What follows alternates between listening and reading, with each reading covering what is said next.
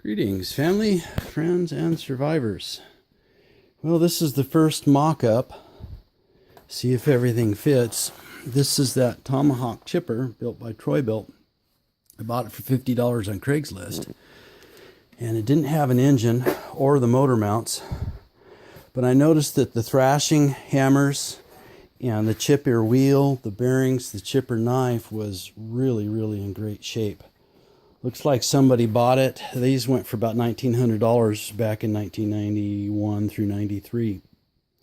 No idea what the motor mount looked like. Saw some pictures online and thought, well, there's too many pieces missing for me to do that. So what they had was they had a lever that pulled the whole motor base up tight to get the belt tight. Well, I put a centrifugal clutch on here, one rated for this horsepower and load, and built it like the DR chippers are. Rather than having to slack the belts and start it and then tighten the belts, DR decided to just put good size commercial centrifugal clutches on them. So I rebuilt one for a friend. It worked good. So that's what we're trying to do with this, is see if we can convert it. So all I have to do is come up with a belt tensioner system. So because the pulley is down there in the hole, and this is the pulley on the centrifugal clutch, I needed a way to be able to get the belt on and off. And in this particular case, it's very tight quarters. So what I did is I made it in such a way where I can unpin one side, and this side over here you loosen these nuts, and this whole bar pivots down. This whole motor plate goes down on one side.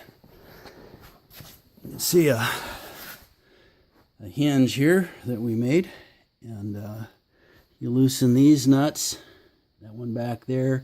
This thing goes down to the bottom and it slacks the belt enough to change the belt and enough to be able to tension the belt properly. So I'm going to size the belt right where this is just slightly below level, maybe a 1/4 inch per foot this way, and then as the belt wears in, the engine will level up. Not that critical, but sometimes you're parked on a hill, and if your engine is leaning the wrong way too far, you might have an oiling problem. So this pin machined down on the lathe. This is actually was a little tough. It's not cold roll, it was case hardened shafting. And this is black gas pipe. So just weld this one to the frame, this one to the frame on the motor base plate, and then weld this one to the subframe, and it becomes a hinge, and that'll tighten that belt. Had to take the mount off. There wasn't quite room, so I'm going to have to remount this a little higher because it was hitting the exhaust, the muffler on the exhaust. It wasn't room by about 1 inch. But this was the best way we could save our backs. My wife's doing the chipping. I start it for her. And she's the one chipping all the limbs for mulching the garden. And this chipper's higher off the ground. You don't have to bend over so far. And the thrashing knives for the leaves and top, you're standing up when you're putting stuff in. It's just way easier than bending over on the ground like that Craftsman that we have. Good chipper, it's just too much work. So this one's a Super Tomahawk chipper shredder built by Troy-Bilt rototillers, makers of Troy-Bilt. So I thought it was a good price, $50, and buy a $220 Harbor Freight motor for it.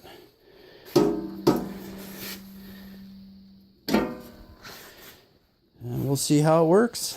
Hopefully the vibration won't be too bad. Even though this is overhung a little bit, this is going to be, the belt's going to be pulling down on this side, and this stud's going to be holding up quite a bit. And this one won't have as much load. Probably could have done it a little bit different, but this is the material that we had and the time and back that we had.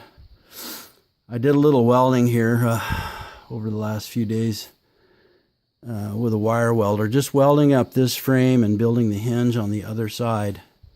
Took me out for 2 days. I figured out my neck hates welding and it hates grinding. You know those fine movements that you make with a 1/4-inch grinder? And all your work is overhung in front of you and you're bent over, hunched over. My hands are going numb. Neurological issues have just been taken off like crazy. And then chronic fatigue set in really, really bad. And it's all my neck. And it's just worn out. Stenosis, yeah. I guess when my hands are numb all the time, then maybe we'll do some surgery, but that's okay. I'm not doing this for a profession. I come up for a few minutes when I have some time, and welding with hands that are like that are a real challenge too. But you know what? I enjoy it anyway, even the little bit that I can do. I really enjoy a lot. So I think even if you're disabled, you should try to help people and volunteer where you can. I'm going to go ahead and go down to the Gospel Rescue Mission, and they sent me the paperwork for chaplaincy. And I'm going to go down there and share the gospel with those guys. I don't know how many nights a week I could do it. Right now it would be set up a couple of times a month. If I wanted to and I had the energy, I could do it every night. But you know, I don't think I can make the drive into town that often. But I can do what I can do, and you can do what you can do. And if you're disabled, I'm talking to you. Find somebody to help. Even if it's taking your wheelchair into the local elementary school and read to the children. Do you know they need readers? People that'll sit there and read stories to these little kids. Maybe that's you. Okay, you're disabled, you can't work, but what you can do is you can volunteer and you can do what you can do. I understand you can't do what you can't do, I get that, but you can do something to help somebody. And you know what, that's the way out of your misery.